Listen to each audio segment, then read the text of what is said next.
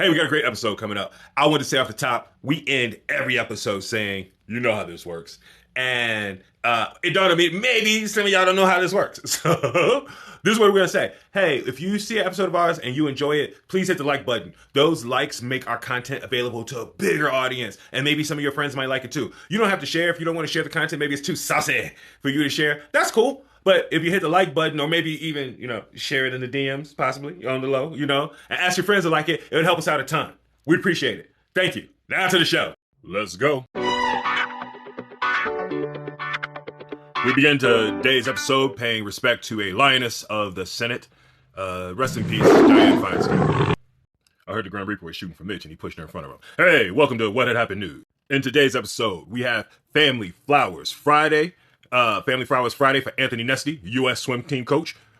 Shout out Anthony Nesty, who loves shout outs. We knew we would get a black swim coach. It was just that y'all kept taking lakefront property away from black people. We couldn't afford pools, but bam, we snuck up on y'all ass. I think I know where they got the idea to get a black swim coach from.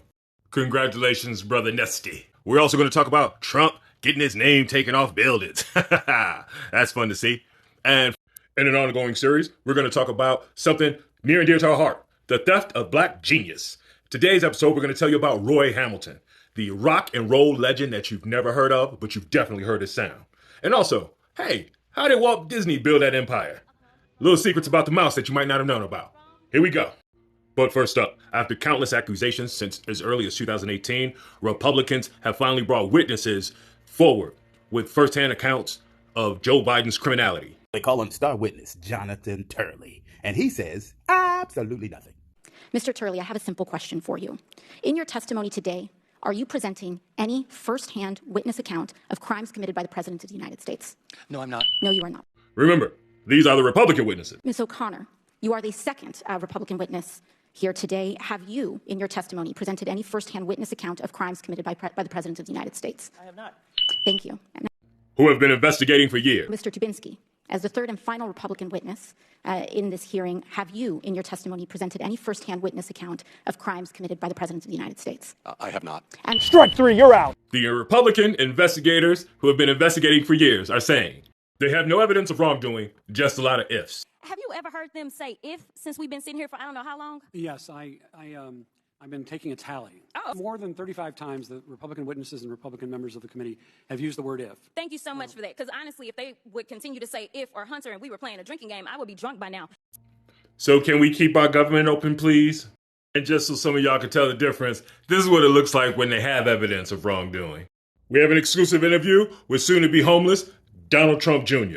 So what's up, man? You gonna start selling crack, sucking dick? What you gonna do to make it now that your family losing all this money? Sir. Listen, I don't know.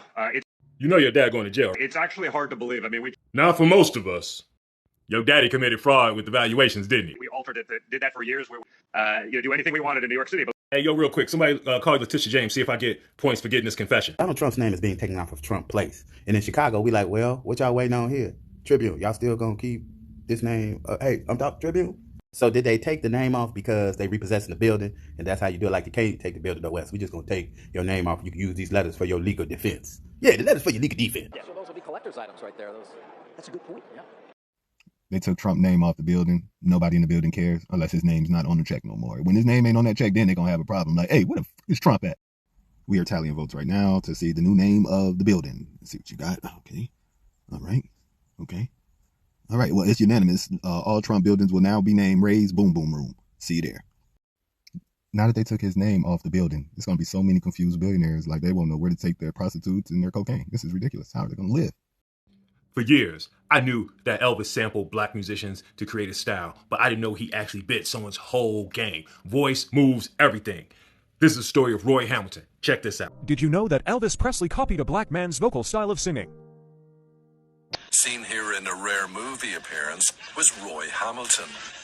My chickadee, come here to me. An obscure R&B singer who greatly influenced Elvis's early vocal style. Roy had a record called I'm Gonna Hold On Tight and Don't Let Go. Oh, shucks. Well, I won't stop for $1,000,000. I love you so. Just hold me tight and don't let go. I'm gonna hold on tight I don't let go. Oh, he was oh. Elvis goes, that's going to be the bottom part of my life. And Elvis just grabbed it, okay? Roy and Elvis only met once and had an opportunity to perform and record together. Elvis wrote a song and gave it to Hamilton, but it never took off. On Hamilton's deathbed, Elvis sent flowers to his soon-to-be widow all the way until he passed and for 6 months after.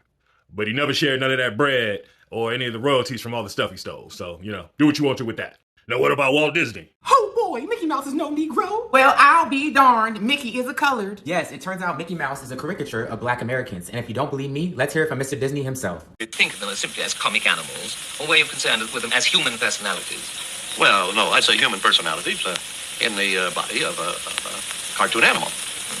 It was just a way to crowd our way into with the competition, But the competition of animated cartoons? Yes, in those days I had Felix the Cat to compete with, and I can't remember all the others, but you just had to get in there and you had to make them funnier or better, I don't know what. The creator of Felix the Cat has explicitly stated that Felix the Cat is a caricature of the Negro Pickaninny type.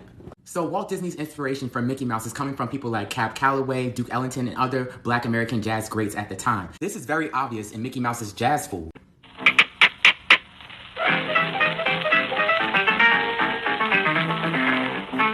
Or the Shindig, where it looks like Mickey Mouse is dancing with a mammy type.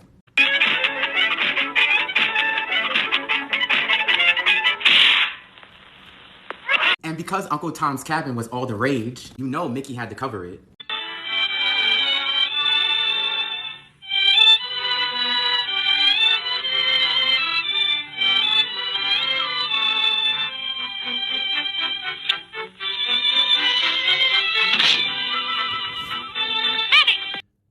This mother. Thank you for watching What Had Happened News. Please like, share, subscribe, tell a homie, give us a star, give us the little hearts. Do all the things, to help us out, man. We trying to grow this thing. You know how this works.